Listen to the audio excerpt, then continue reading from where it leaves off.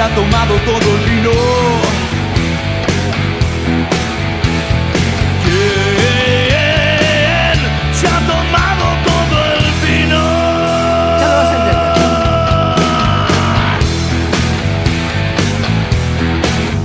Divididos en la M530 se pregunta ¿quién se ha tomado todo el vino? Este clásico que por supuesto hoy no podía faltar. Está con nosotros nuestro invitado Daniel Zeitoun, periodista, hombre del mundo del vino. ¿Cómo andás? Bien, todo bien, compañero. Además. Compañero, gracias por venir acá. No, por favor. Hoy cumplimos 20 años cumplimos. Felicitaciones. Entonces, siempre hay motivo real para brindar, decía la publicidad una sidra. No lo parecemos, pero tenemos 20. De aporte como mínimo. Exacto. No aclaremos. Está muy bien. Daniel, bien. Vamos a hablar del vino y ya nos trajo un regalito para los oyentes de la M530.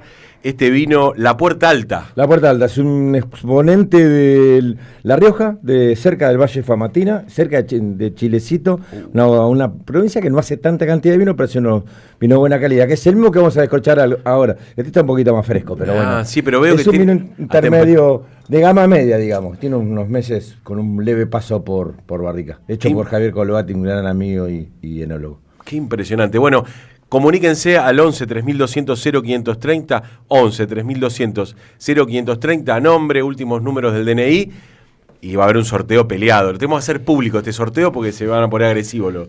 Pero al fin del después del chiquetapio esta semana te va a complicar mucha susceptibilidad en el ambiente. Contanos, Daniel, ¿qué pasa con el vino? ¿Qué le pasa a la Argentina, la argentinidad con el vino? Es una buena pregunta. Bueno, hoy es un día en el que se conmemora la declaración del vino como bebida nacional. Se hizo por un decreto en 2010 en el gobierno del entonces gobierno de Cristina, para de alguna manera para proteger la producción, comercialización y distribución del vino. Después fue ratificado por una ley nacional en el 2013, que es más una cuestión emblemática de apoyo a lo que es el vino como bebida nacional y todo lo que eso implica, ¿no? Una identidad, una cultura en un país en el que el vino fue introducido hace 5 siglos, o sea, claro. por distintos factores. Uno de los principales es la religión. O sea, hay algo que tenemos que agradecerle a la religión, es el ritual del vino. Santiago del Estero. Si no hubiera, en Santiago del Estero, fue un cura que dicen que lo había traído Chile. Viste, en esas cosas no hay registros exactos, pero sí dice que fue hacia el fin del siglo XVI. O sea que fue introducido como una necesidad de parte de la ceremonia. Claro, de la ceremonia. Después también hubo otros factores que ayudaron y colaboraron con la expansión del vino. Otra fue las sucesivas inmigraciones que hubo en la Argentina. Vos pensás que sobre todo la inmigración española e Italia, son dos países que tradicionalmente son muy productores de vinos en microrregiones. La inmigración ha traído también el ingreso de un montón de distintas cepas. El ferrocarril también. La llegada del ferrocarril a la Argentina a fin del siglo XIX, en 1884-85, sobre todo a la zona de Cuyo, que es la principal zona productora de la Argentina, también colaboró mucho con eso. Y después, la inmigración, las costumbres, hizo que el vino estuviera en la mesa de los argentinos. Hoy mucho menos lo que muchos de nosotros querríamos, porque el consumo ha bajado mucho, por distintos factores. Bueno, vamos a hablar de consumo. Bueno, vamos a hacer uso de tomar. Queremos escuchar el sonido del corcho. Bueno, vamos a descorchar el mismo que vamos a regalar. Ahí está. Olga, generalmente los sommeliers, yo no soy sommelier, yo soy periodista, recortan el capuchón. Yo lo saco porque yo soy más maniático. ¿Por qué le saco el capuchón? Porque miro que el corcho esté bien. ¿Cómo te das cuenta que el corcho está bien? Y primero, cuando lo descorchás, olés la base del corcho y te das cuenta si el corcho tiene un olor raro. Cuando uno ya te acostumbró, después que tomó millones de litros de vino, claro, se da cuenta de esas cosas. ¿Qué sería un olor y a veces te pasa que el corcho tiene demasiada, no tiene buena calidad. El corcho está hecho básicamente con base de alcornoque. No todos los corchos salen buenos, algunos te puede salir malo, y eso permite que el vino hace que entre más oxígeno al que debería y que el vino se oxide. Se vinagra. Excelente. Estamos con Daniel Zeitoun. Estamos hoy en el programa de la revista Martia hablando del vino, esta experiencia, hay que decir, ¿no? De la humanidad. Y estaba notando que hablando de la humanidad y la experiencia de los orígenes del vino. Sí. Zeitoun, tu apellido. Mirá, escucha. Es aceituna en libanés. Sí, tengo ahí la carita, lo dice. Ahí está. Bueno, ahí está. El sonido del corcho. ¿Tu apellido es aceituna? Y significa aceituna libanés. Me he comido años de bullying en mi infancia que ya han sido superados con bastante terapia, por suerte, ¿viste? Bueno, es cosas de así. chicos. ¿Qué le pasa hoy al vino? Hablabas de la situación problemática de la producción del vino. Sí, se dieron determinados factores. Uno, que ya el vino no está en la mesa de los argentinos como estaba en otra época. También, si nos referimos a 60 años atrás, el vino formaba parte de la dieta de los argentinos, de la mesa de los argentinos, pero en el almuerzo y en la cena. Hoy cambiaron un montón los hábitos, la gente ya no, la mayoría de la gente no almuerza en la casa, los vinos eran distintos. Ahí era el vino que se tomaba más con soda, era otra calidad de vino, era un vino más a granel, que se hacía con menos calidad. Fue bajando, llegó a ver, Argentina llegó a tener un consumo per cápita de alrededor de 70, 80, 90 litros por persona por año. Hoy estamos en niveles, dicen que no llegamos ni a los 20 litros por cabeza, entre cifras oficiales y extraoficiales. Para que te des una idea, en la pandemia, según cifras estimadas, alrededor se toman entre 26 y 27 litros por persona, que fue un momento que subió un poco más. Pero bueno, se dieron una determinada cantidad de factores. Además, en el mundo bajó mucho el consumo de vino. ¿Por qué? Por los cambios de hábitos. Bueno, se me vino la imagen de mi abuelo yendo al mediodía. Toman la marihuana. Y tomaba el toro con la soda, era Sí. el mediodía. Sí, bueno, totalmente. También la totalmente. gente dejó de cambió los hábitos, cambió las costumbres, ya no come en su casa. También hay unas cuestiones de que se vincula el vino con cosas no saludables, que yo estoy en desacuerdo con eso. Sí, lo decía General San Martín para acá porque le vamos a llevar la contra. Vos sabés que San Martín, cuando cruzó los Andes, en las alforjas que llevaba, Claro, vino. para los soldados. San Martín fue uno de los primeros patriotas fanáticos del vino. Él había aprendido mucho sobre vino chupando en Francia. Nunca una agüita mineral, don José, ¿eh? No olvidate. Hacía frío en el cruce de los Y Andes. además se consideraba que el vino era un alimento. Se sigue considerando que el vino es un alimento. Así que ¿para qué le vamos a llevar la contra a los que saben? Me dio hambre. ¿Le dio hambre? ¿Le dio Agarra un sed? quesito. ¿Hambre o sed? Sed, Las dos es un cosas. alimento. Sí, bueno, vamos a hacer. Bueno, este vino que te decía, un vino de Bodega Valle de la Puerta, es una mezcla de Malbec Bonarda. El Malbec es una de las uvas tintas más plantadas de la Argentina, pero la Bonarda también. Es una uva que no tiene mucha prensa, no tiene mucho marketing. No solo. Esa sí se la demos a las religiosas, ¿no? La bonarda, ¿no? No viene. No, en realidad se usa más el vino tipo el mistela, el vino blanco, el vino de misa, ¿viste? Pero bueno, nada, qué sé yo. No sé, los curas chupan un poco de todo también, ¿viste? Ahora está con el tema de la sangre de Cristo, también le dan al Esa vino. es una gran pregunta que se me ocurre en función del. El Malbec tiene como una hegemonía en las uvas, por lo menos lo que me parece a mí. Lo mismo el Merlot y si querés el Cabernet Sauvignon, pero el Bonarda no se sabe nada, digamos. ¿Eso por qué? ¿Eso tiene que ver con cómo se delinea la comercialización del vino? No, por distintos factores. Primero también porque la Bonarda es una uva que históricamente no se usaba como varietal. Si bien es una de las uvas más plantadas de la Argentina, habitualmente se lo usaba para escorte. Por ejemplo, vos hasta ahora con las regulaciones actuales, un vino para que diga el varietal tiene que tener el 85% de ese varietal. O sea, si dice solamente Malbec, tiene que, como mínimo un 85% de Malbec, pero no necesariamente siempre tiene que tener el 100% de Malbec. Claro. Y el resto de ese vino, del vino, cuando uno dice corte, se le suma otra cepa. Muchas veces el vino que se le agrega es la Bonarda. La Bonarda es una uva muy parecida al Malbec. Y a veces te pasa que no es un defecto de elaboración, pero por ahí el vino Malbec no tiene tanto color y la Bonarda es una uva que tiene más color. Y le da el color. Le da un color y le realza el color al vino. Hablabas de los vinos a granel. Nosotros tuvimos varias vacaciones en Mendoza, estoy recordando. Muy bien. Y algo que descubrimos en las góndolas era que el vino de caja de cartón, que uno por ahí dice, che, este vino en función de las calidades, y encontramos una calidad muy importante. Muy buena, no sé si era que éramos muy adolescentes, pero hay esta cosa de... Creo que estás recuerdo que eras adolescente y tomaba cualquier cosa. No, pero había... Te lo tengo que decir, ¿Vos decís porque a mí que me ha pasado también. en caja de cartón no se puede conseguir la misma calidad? Sí, pero lo que pasa es que hoy, por ejemplo, tenés un montón de vino, hay mucho vino dando vuelta en el mercado y hay vinos en botella que salen prácticamente lo mismo que un vino en tetra. Yo no digo no tome el vino en tetra, así tampoco soy fundamentalista de que no, el vino no le pongan soda, no le pongan hielo. No, yo no digo eso. Ahora, siempre dentro de los parámetros del sentido común, si te vas a comprar un vino caro, no le pongas hielo y no le pongas soda, porque ¿para qué te gastas tanta plata en un vino caro si no lo vas a disfrutar? Porque lo vas a aguar, claro. Ya sea que le pongas hielo o le pongas soda. Comprate un vino más o menos barato y hacé una sangría, ponele soda, ponele hielo, disfrutalo con los amigos, tomalo como quieras. no hay problema. Impresionante. Estamos con Daniel Saintún repasando el momento actual del vino. Estamos también, podemos degustarlo también, ¿no? Sí, por ahora, supuesto. en vivo. Sí. Vamos a hacer. ¿Ves que te das cuenta que, mira, A esto ver. es un Malbec Bonarda.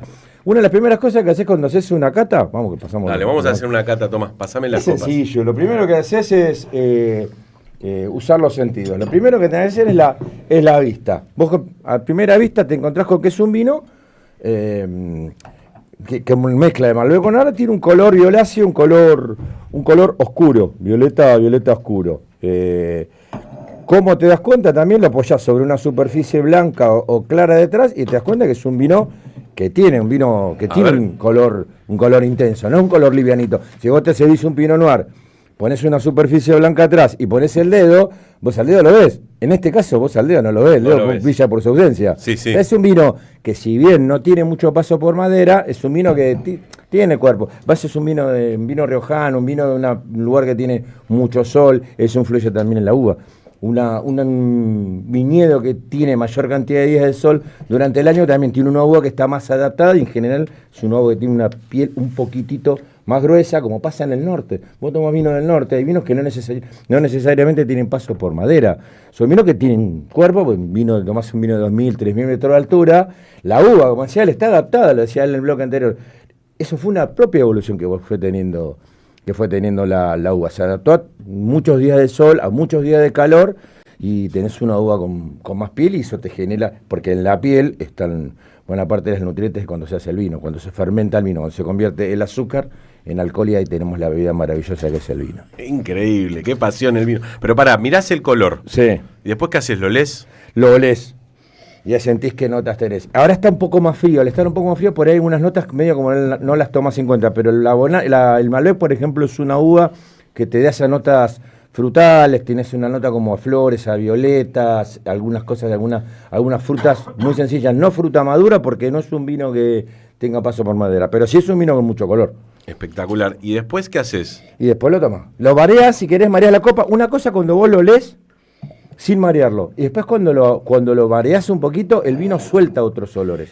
Una duda que tengo de gente que ha consumido bastante vino en su vida. ¿Es importante servir el vino y que respire, que le entre el aire? Si lo no, podés dejar respirar ¿eso le hace mejor al vino? Lo ventilás un poquito, lo abrís un poquito. El tema es si vos te abrís un vino que tiene muchos años de guarda en botella, sí te conviene abrirlo. Este es un vino, no me acuerdo si es 2000. Igual tiene un par de añitos, ¿eh? 2023. A ver, mi asistente, ¿qué año es? ¿2021? Sí, Ah, mira. 2021. Sí. Bueno, ya su vino tiene unos 4 años. Bien, está bien. Está bien que tome aire. Sí, que tenga un poco de aire, no está mal. Cuando vos tomás algún vino que está guardado, no sé, 8, 9, 10 años, te conviene abrirlo un rato antes. Lo que te decía recién, un vino del norte, que es más power, también te conviene, pues si lo tomás en los primeros 5 minutos, tomás tinta china. Yo te aseguro que, porque tiene un nivel de concentración muy alto. Muchos vinos del norte tienen ese Claro. mucho. Bueno, es como una fiera enjaulada, lo tenés que dejar que se suelte un poquito. Este no tanto. A ver, vamos a probar, a ver. Y se brinda también, ¿o no? Sí, por favor. El día del 20 Vino años de la Bodega radio. Nacional. ¡Viva la patria! Viva la patria. Gracias, Daniel. No, por favor. Impresionante. Esto nunca se hizo en vivo. Ahora vamos a compartir. Hay gente que está del otro lado como diciendo, ¿qué onda? ¿Qué Yo no onda? sabía que había tanto de lo que es el otro día más vino. Yo No. ya digo que no tengo problema, lleva vino para todos lados. Soy un paseador de vino. Tenemos vino preparado. No sé si es la misma calidad, pero tenemos vino. Sí. Quiero hacer una pregunta. Por favor. Daniel, todas esas descripciones, a mí me llama mucho la atención el léxico que tienen los especialistas. ¿Están asentadas en una realidad? Porque yo siento a veces que hay como una fantasía, ¿no?, del uso de las palabras amaderado, esto, lo otro. Yo no entiendo nada de vino, tomo muy poco y siento que me están diciendo... Chamullando. Bueno, yo No prefiero sé. ser más directo en eso. Por ejemplo, vos decís, yo no sé nada de vino. Para mí no es eso. La gente no es que no sabe de vino. De vino se aprende tomando primero. Y después hay otra cosa que que se vincula mucho al vino, que es la cuestión de la comida y de la gastronomía. ¿Vos cocinás? No, ¿Nunca? poco. Me mataste. Pero estás en una cocina. Vos cuando entras en una cocina... Paso por la cocina. ¿Pasás de largo? Me hago un té, un mate. Pero vos en tu cocina tenés especias. Tenés Ponele. cosas que te dan olores. Ponele. O pasás por una florería, lo que yo decía Ahí recién, está. la nota de violeta. Por ahí nunca te compraste una violeta, pero sabes que hay una flor que es la violeta. Sí. Pasás por un árbol y te das cuenta, un jacarandá, una violeta. Cuando vos olés el vino tiene determinadas notas, uno asocia con esas cosas. Ahora si me decís, tiene un honor a, Sí, notas a de avellana. magnesio, no, no sé, ya es demasiado. Pero por ejemplo, un vino que está hecho con buena parte de los suelos de la cordillera y de la precordillera, donde están los viñedos plantados, muchos tienen suelos calcáreos. Cuando vos tenés un suelo calcáreo, tenés como una nota determinada, una nota como, no caliza, pero como alguna cosa, cierta nota mineral. Nota sería como algo Un descriptor que lo tenés cuando lees el vino. Pero no es tan complicado. Eso lo hace. A ver, el vino tiene 3 distintas clases de aromas, primarios, secundarios y terciarios. Pero cuando vos haces una cata técnica entre sommeliers, por ejemplo, o por ahí entre gente que sabe mucho, por ahí sí es importante marcarlo. Si no, me parece que no es tan importante. Yo creo que a mí me gusta resaltar otras cosas. Por ejemplo, el vino se toma en copa. No tenés copa de cristal, no importa. Tomate una copa de vidrio como la que estamos tomando ahora. Tomalo a buena temperatura. Si vos tomás el vino muy caliente, te va a caer mal, te va a hacer doler la cabeza, no te va a gustar.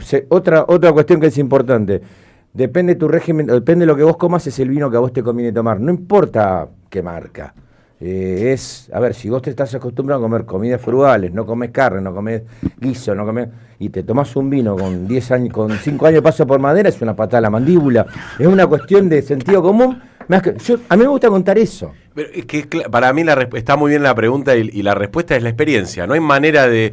Hay que probar mucho vino hasta que decís, Sí. entendí la nota. Cuando alguien te dice, a mí no me gusta el vino, pero ¿por qué la siguen? Probate, O te dice, no me gusta el vino blanco.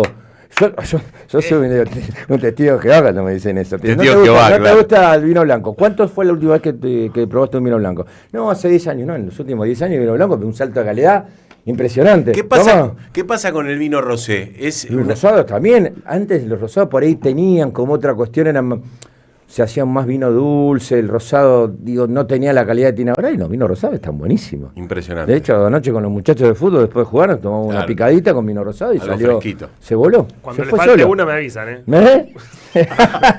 Después nos juntamos, fue la estrategia que hice para juntarlo no en casa. queda ¿Cómo? otra. Terminamos comiendo 7 y jugamos a fútbol 10. O sea, ya sabés claramente por qué va los domingos a la noche. Recién repasando un poco la historia del vino y la producción, hablabas de Sí. toda la zona de Cuyo, pero no fue siempre así. Tuvo que ver con una política de prohibición de lo que tenía el vino de Buenos Aires, de Entre Ríos. ¿Qué onda eso? ¿Es simplemente una política o el vino más rico del Cuyo y en la provincia de Buenos Aires, hagan lo que hagan, no lo van a poder superar? No, la historia siempre la tenés sobre la mesa. O sea, hoy, entre Mendoza y San Juan, elaboran casi el 90% del vino de Argentina. Sí, es cierto, es lo que decía hace un rato. Se beneficiaron por la llegada del ferrocarril, por tener un muy buenos suelos, por tener mucha gente que sabía mucho haciendo vino ahí. Pero también hay otra cosa que es cierta, lo contaste vos recién. En 1934, en la dictadura de Agustín Justo, pone un decreto en el que le impide a las provincias que no fueran de Cuyo la comercialización de vino. Y así liquidan provincias que tenían una incipiente producción de vino, que era de la provincia de Buenos Aires, Río Negro, Entre Ríos, Salta. Claro. Y en esos ¿Salta casos- también cae en la volteada? Casi todo el resto de las provincias de Argentina. Y en algunos lados, la historia esa es muy rica y un día hay que contarla. Llegaron a quemarle los viñedos. En Río Negro pasó eso. No fue simplemente un... no decreto. fue correme el viñedito que no me gusta. No, se la prendieron fuego. Hubo muchos casos que pasó eso. Y muchas provincias que se tuvieron que reconvertir. De hecho, si vos hablás hace mucho tiempo a esta parte de Río Negro ¿con qué la asociás? Con manzanas, peras y ciruelas. Exacto. Pero la mayoría de la gente no sabe que antes de 1934 en Río Negro se plantaba mucha vid. Era como el límite de la plantación de la vid. Ahora con el calentamiento global las fronteras se fueron expandiendo y ahora hasta en Chubut hay vinos.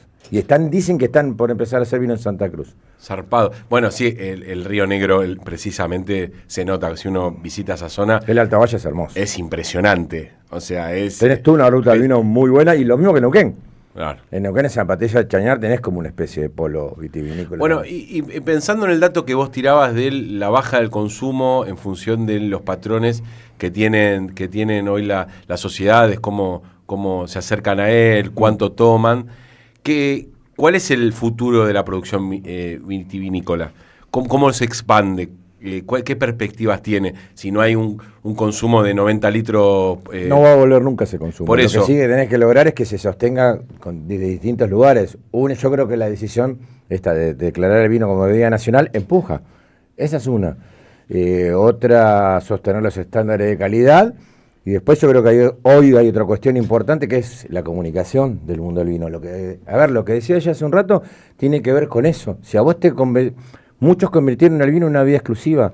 Vos mirá la publicidad, ¿viste? Me gusta mucho laburar con la cuestión de la comunicación. Vos ves la comunicación de muchos vinos o de muchas bodegas de los últimos 10 años a esta parte. Y vos decís, pero si yo para tomar un vino no me tengo por un traje, no me tengo que sentar con una señorita con un vestido de fiesta. No sé por qué me señalaste a mí. No, digo, vos con un traje y al lado una señorita subir. Ahora hay una publicidad de un vino que es espantoso, no vamos a dar la marca, que están 2, 3 pibes arriba de una lancha. Yo no me subo a una lancha para tomar vino. Y la cerveza de fútbol popular. ¿Entendés? Digo, pero ¿en qué sentido? Si Claro, yo me junto con esto con los pibes después de fútbol, todos tirados en el piso en mi casa tomando vino como loco. Claro. Perdón, se me escapó como loco, pero es eso, el vino es eso, son los momentos, hacia la amistad, a los encuentros, a los festejos, el vino blanco, el vino tinto, el rosado, el espumante, todo en ese orden. Voy a ser un poco pesimista, pero Lula da Silva dijo ayer que en diciembre el Mercosur firma un acuerdo con la Unión Europea. Sí. Si se llega a firmar, eso implica que los vinos argentinos van a tener fronteras libres y tasas preferenciales para ingresar al mercado común europeo. Eso no es problema. ¿Sabe por qué? Porque ¿Van a el año pasado... ¿Van a producir más? No, ¿O vamos a tener que pagar en euros las botellas de acá? Es que el acá? problema no es que falte el vino, no es que no sé cómo es como el ganado. Si bueno, están exportando más, no va a subir la carne. No, es que hay mucha producción de vino. Este año es un año de mucha producción de vino. Es El año tranquilizador. pasado también fue un año de mucha producción de vino. Por eso vos te das cuenta, los vinos no aumentan de precio. Pero no es una cuestión solamente de oferta y demanda. Hay mucho vino. Entonces, si vos tenés una manera de colocar ese vino y Argentina vuelve a recuperar ese potencial exportador que supo tener hasta no sé mucho, porque las barreras arancelarias también te influyen. Vos producís vino y lo querés exportar a Estados Unidos. Cada uno de los estados de Estados Unidos tiene una legislación completamente diferente. Te digo que hasta vos te vuelve a salir pelo para exportar vino a 5 estados distintos de Estados Unidos. Te volvés loco con la reglamentación y Me vuelvo a quedar pelado. Volvés a perder el pelo. No sé si las mañas, pero Al cabo que ni seguro. lo quería. Y entonces, si a vos te abren la frontera para que exporte más vino, está buenísimo. Porque los vinos, las bodegas tienen los vinos guardados, almacenados en distintos lugares y el vino en algún lado lo tienen que meter. Daniel, ¿te quedás con nosotros un ratito más? Aparte vamos a empezar la picada. Empezamos la picada. A pico seco no estamos, pero... Tenemos mucho material, pero te quedás, pues vamos a ir charlando. Nos queda una pregunta, pero eso en un ratito nada más. Y hay mucho más por saber en esta aventura del vino que no sé cuándo arrancó, pero todavía no termina. Seguimos en AM530, hay mensajes, pero eso en un ratito nada más, ¿te parece? Manden los mensajes, no entiendo. 11 3200 0530, manden mensajes, estamos sorteando un vino que lo estamos testeando porque nosotros tenemos que probar las cosas antes de ofrecerle al público. A ver si estaba feo. ¿viste? No, a ver si estaba feo. Ya seguimos con Revista Marti acá en la M530. En AM530 pasan muchas cosas. Y todo lo que pasa está en la red. Somos Radio AM530 en Facebook. Entérate de lo que pasa. AM530. Somos redes. Somos radio.